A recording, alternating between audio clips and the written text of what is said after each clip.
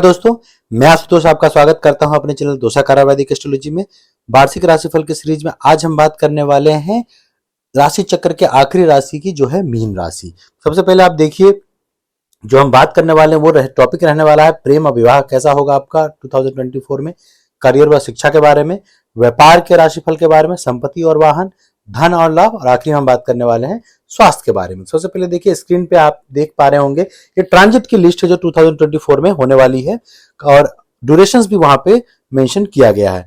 तो जब वार्षिक राशिफल की बात आती है तो बड़े ग्रहों की ज्यादा चर्चा होती है, और बाकी छोटे ग्रह जब युक्ति में आते हैं तो उनका प्रभाव बदलता है, जो हम आगे चर्चा करेंगे। तो सबसे पहले आप देख लीजिए, बृहस्पति ऑलरेडी अप्रैल 2023 में ट्रांजिट कर चुके हैं मेष राशि में, और मई 1 को वो वृषभ राशि में ट्रांजिट करने वाले हैं, जहां वो सारे 12 महीने रहेंगे। तो कह सकते हैं कि साल का पहला भाग जो है मेष राशि में रहेंगे, साल के दूसरे भाग में वो वृषभ राशि में रहेंगे। उसी तरीके से जब शनि की बात करें तो शनि जो है 17 जनवरी 2023 को ऑलरेडी कुंभ राशि में प्रवेश कर चुके हैं। 2.5 साल का इनका गोचर होता है, तो पूरे साल इसी राशि में रहने वाले हैं। वहीं राहु 30 अक्टूबर 2023 को मीन राशि में प्रवेश कर चुके हैं, केतु कन्या राशि में प्रवेश कर चुके हैं। इनके ट्रांजिट ड्यूरेशन होता है 19 महीने का, तो एक ही राशि में रहने वाले हैं, कोई राशि परिवर्तन इनका बाकी नहीं होने वाला है। अगर उसके हिसाब से आप देखें तो देखिए, बृहस्पति जो है फिलहाल आपके लिए मीन राशि वालों के लिए सेकंड हाउस में है, मेष राशि के ऊपर, तो कहीं ना कहीं मित्र के राशि में है, तो धन के हिसाब से सही रहने वाला। आपका व्यवहार मधुर रहेगा, आपकी वाणी मधुर रहेगी, आपको अपने रिलेटिव से भी सहयोग मिल सकता है। यहीं पे जब बृहस्पति की पंचम दृष्टि की बात करेंगे तो वो 6th हाउस पे है, कहीं ना कहीं मित्र दृष्टि है, बट फिर भी बृहस्पति एक्सपेंशन के कारक है, तो कोई बीमारी वगैरह है, खास करके मीठा खाने की वजह से आप कह सकते हैं शुगर की बीमारी, डायबिटीज की बीमारी, मोटापा की बीमारी, तो ये सब चीजें बढ़ सकती हैं। लेकिन अगर आप थोड़ा भी अपना ध्यान रखते हैं तो बृहस्पति की दृष्टि काफी अमृतमय होती है, वो कहीं ना कहीं आपको उस चीज से निकल जाने का सहयोग करेंगे। कोई दुश्मन वगैरह आपके हैं ऑलरेडी परेशान कर रहे हैं, तो स्वतः ही खत्म हो जाएंगे, और कहीं ना कहीं उनको खुद ही नीचा महसूस होने वाला है। उसी तरीके से कोई कर्जा वगैरह इस समय आप खत्म करना चाहते हैं, और अगर पैसे का सही सदुपयोग कर रहे हैं आप, तो बृहस्पति आपको कर्जे को खत्म करने में भी कहीं ना कहीं मदद करने वाला है। कोई कॉम्पिटेटिव एग्जाम्स वगैरह है तो वहां भी बृहस्पति आपको मदद करेंगे। वहीं बृहस्पति की सप्तम दृष्टि आपके 8th हाउस पे है, जो कि मित्र दृष्टि बिल्कुल भी नहीं है, तो आपको यहाँ पे ऑब्स्टेकल्स में थोड़ा मदद तो करेंगे, लेकिन चूंकि जो ग्रह जिस घर को देख रहा होता है जहां बैठा, तो उसके रिजल्ट देने को बाध्य होता है। तो कितना भी शुभ ग्रह क्यों ना हो, वो उस घर के रिजल्ट को जरूर देगा। तो आपके परेशानी थोड़ी आ सकती है, आपको विजडम, यहाँ अगर आप ज्ञान का यूज करते हैं तो कहीं ना कहीं आप उससे निकल जाएंगे। वाहन वगैरह चलाने के हिसाब से ये सही स्थिति नहीं है। आपको थोड़े बहुत कोई फॉरेन ट्रेवल आप करना चाहते हैं तो यहाँ बृहस्पति आपको मदद करने वाले हैं। वहीं बृहस्पति की नवम दृष्टि आपके कर्म भाव पे है, मूल त्रिकोण राशि पे दृष्टि है। तो अगर कैरियर की बात की जाए तो मीन राशि वालों के लिए कैरियर के दृष्टिकोण से ये साल काफी शुभ होने वाला है। खास करके मई तक अगर आप बात करें तो ये बिल्कुल अच्छा रहने वाला है। कर्म भाव को जो भी आप मेहनत करेंगे उसका आपको फल मिलेगा। आपके बॉस से आपकी काफी अच्छी बनेगी, आपको सहयोग मिलेगा।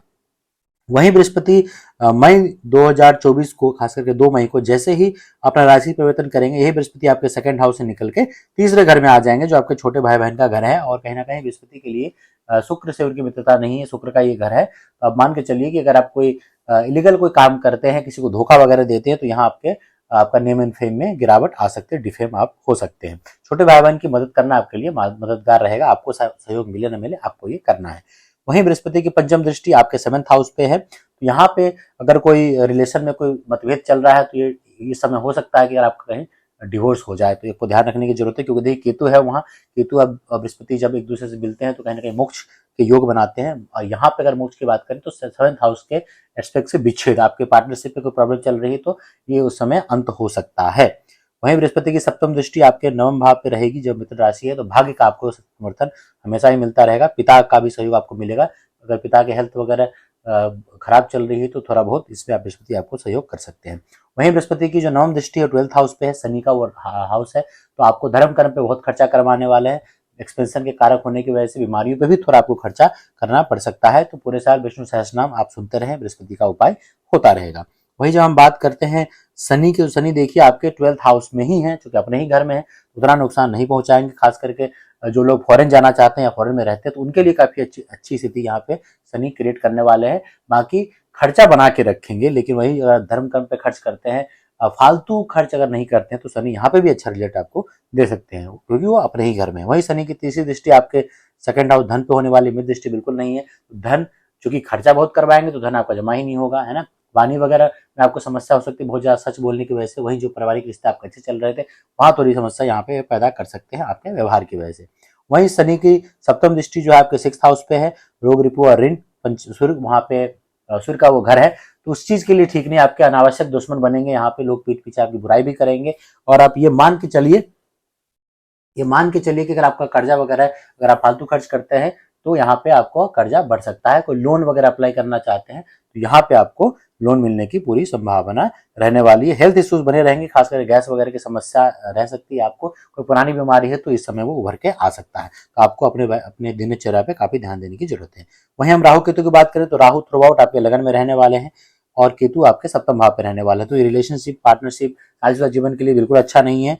वहीं राहु आपके लगन में रहेंगे मीन राशि के ऊपर, तो मीन राशि वैसे ही भटकाव की राशि, द्विस्वभाव की राशि है, तो बहुत सारे प्लान आप बनाएंगे लेकिन अब उसको प्रैक्टिकली इंप्लीमेंट नहीं कर पाएंगे। स्वास्थ्य के दृष्टिकोण से अगेन ये मीन लगन वालों के लिए बिल्कुल अच्छा नहीं रहने वाला है, तो आपको काफी संभल के चलना है। बुरी आदतें छोड़िए, क्योंकि इस समय अगर कोई बुरी आदत आप पकड़ते हैं तो वो आपको लगा रहेगा। खास करके धूम्रपान से रिलेटेड चीजों में वृद्धि होने वाली है, अगर आप ऑलरेडी कर रहे हैं तो समझ जाइए, वरना आपको नुकसान हो सकता है। अब बाकी ग्रहों के ट्रांजिट के हिसाब से एक निचोड़ हम देखेंगे कि बाकी चीजों पे उसका क्या प्रभाव पड़ने वाला है। तो सबसे पहले हम प्रेम राशिफल की बात करेंगे कि प्रेम के हिसाब से कैसा रहेगा। तो देखिए, वर्ष की शुरुआत में आपके लिए रोमांटिक माहौल रहने वाला, खुशियां भरा माहौल रहेगा। शुक्र बुध की युक्ति कहीं ना कहीं आपको प्रेम संबंध में मजबूती प्रदान करेगी। मंगल की दृष्टि के कारण बीच बीच में तनाव आ सकता है, इसलिए संतुलित और धैर्यपूर्ण रहें। रिश्तों में समस्याएं ना बढ़ने देने के लिए संवाद से ज्यादा समय बात करें। व्यावसायिक समझदारी, रिश्तों में संतुलन के लिए व्यावसायिक समझदारी बनाए रखने की कोशिश करें। जिस भी समस्या का सामना कर रहे हैं उसे साझा करें और समाधान के लिए मिलकर काम करें। अपने प्रियतम के साथ यात्रा, वाह, नवम में भाव में शुक्र और बुध की उपस्थिति से यात्रा का समय अनुकूल रहेगा। आप और आपका प्रियतम एक दूसरे के साथ समय बिताने के लिए तैयार रहें। वाद विवाद को टालें, बीच बीच में वाद विवाद से बचने के लिए संवाद से सजग रहें, बातचीत करें और अपने वचनशीलता को बढ़ाएं और धैर्य रहकर सही समय पर सही निर्णय लें। जुलाई और अगस्त, इन महीनों में रिश्तों में मिठास बनी रहेगी और आप एक दूसरे के साथ बहुत अच्छा समय बिताएंगे। अगेन, मंगल की दृष्टि से उत्पन्न होने वाले तनाव को सही समय पर समाधान करें। आपकी सहानुभूति और समझदारी से आप अपना पार्टनर से जो भी समस्या चल रही है उसको निपटारा उसका कर सकते हैं। करियर की बात करें, वर्ष की शुरुआत में मंगल और सूर्य के युक्ति से प्रभाव से आपके करियर में बढ़ोतरी हो सकती है। जनवरी से मार्च के बीच आपको बड़ा पद मिल सकता है और कार्य में सफलता आ सकती है। वहीं हम गुरु का सानिध्य एक तरीके से, देव गुरु बृहस्पति आपके दूसरे भाव में, जिससे करियर में वृद्धि होगी।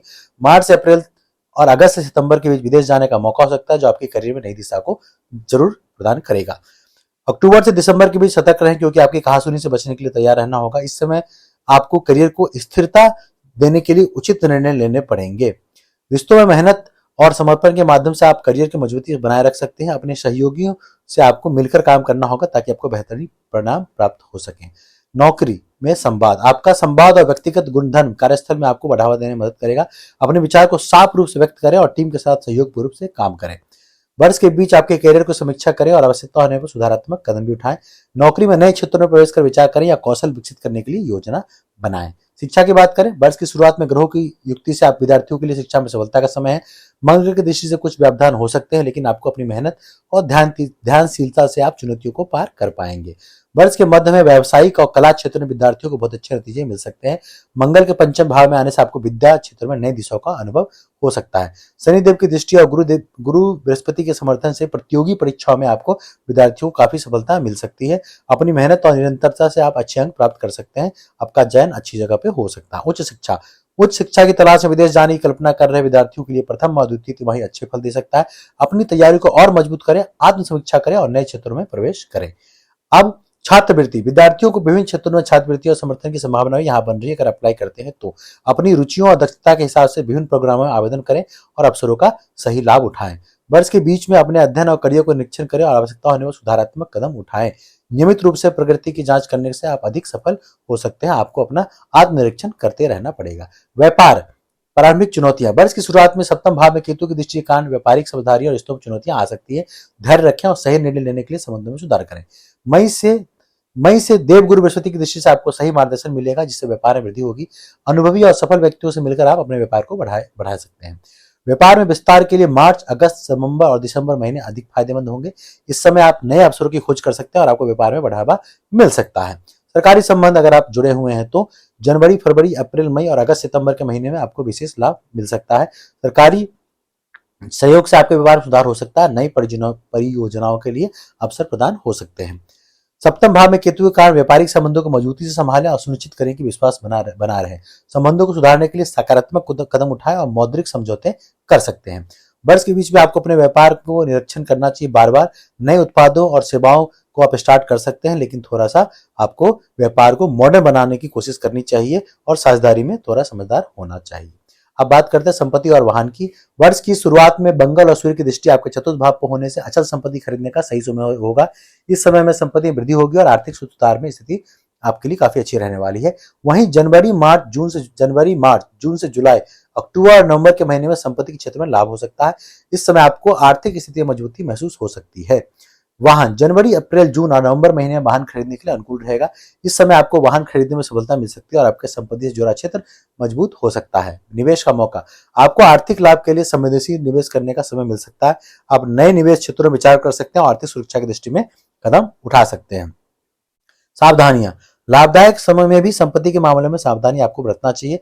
निवेश के फैसले को विचारशीलता से लें और सतर्क रहें ताकि आपकी आर्थिक स्थिति मजबूत रहे।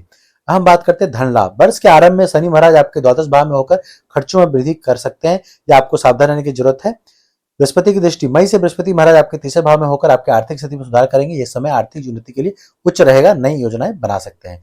फरवरी से मार्च के बीच मंगल का गोचर आपके एकादश भाव में होता है, जिससे आपको आर्थिक लाभ मिलने वाला है। इस समय नई योजनाएं और कारोबार में सफलता प्राप्त कर सकते हैं। सूर्य का गोचर फरवरी में सूर्य की राशि में आने से सरकारी क्षेत्र में आर्थिक लाभ हो सकता है। यह समय आपको सार्वजनिक क्षेत्र में मान सम्मान जरूर दिलाएगा। सतर्कता और निवेश, अक्टूबर से दिसंबर तक सतर्क रहें और बड़े निवेश से बचें, क्योंकि नुकसान का खतरा हो सकता है। आर्थिक योजनाएं बनाएं और बैंक बैलेंस को सुरक्षित रखने के लिए आप कहीं ना कहीं दिमाग लगाएं, वरना आप बुरे समय में आपके पास पैसे नहीं रहेंगे। हम बात करते हैं आपके स्वास्थ्य की। देखिए, राहु की उपस्थिति से संबंधित स्वास्थ्य समस्याएं हो सकती है, इसलिए नियमित चेकअप और स्वास्थ्य सुरक्षा में सतर्क रहें। शनि महाराज का प्रभाव, शनि महाराज के द्वादश भाव में होने से आंखों और पैरों की संबंधित समस्या हो सकती है। नियमित अपना चेकअप करा, व्यायाम करें, स्वस्थ आहार, पूरा नींद लें। नियमित व्यायाम से आप अपने स्वास्थ्य को सुरक्षित रह सकते हैं। रोजगार की चुनौतियों और से बचने के लिए मानसिक स्वास्थ्य पर ध्यान दें। योग और मेडिटेशन का आप सहारा ले सकते हैं। अप्रैल से मई के बीच आपको रूटीन चेकअप करवा लेना चाहिए। स्वास्थ्य की समस्याएं पहचानने में मदद मिलेगी। उचित आहार और विश्राम, उचित आहार खाएं, प्राकृतिक उपायों से चिकित्सा करें ताकि शारीरिक समस्याएं लंबे समय तक आपको परेशान ना करें। तो ये था मीन राशि वालों के लिए 2024 का राशिफल। अगर आपको अच्छा लगा हो तो लाइक करें, शेयर करें, सब्सक्राइब करें। कमेंट में हर हर महादेव लिखना ना भूलें। कोई सवाल हो तो कमेंट में डाल सकते हैं। बहुत बहुत धन्यवाद आपका।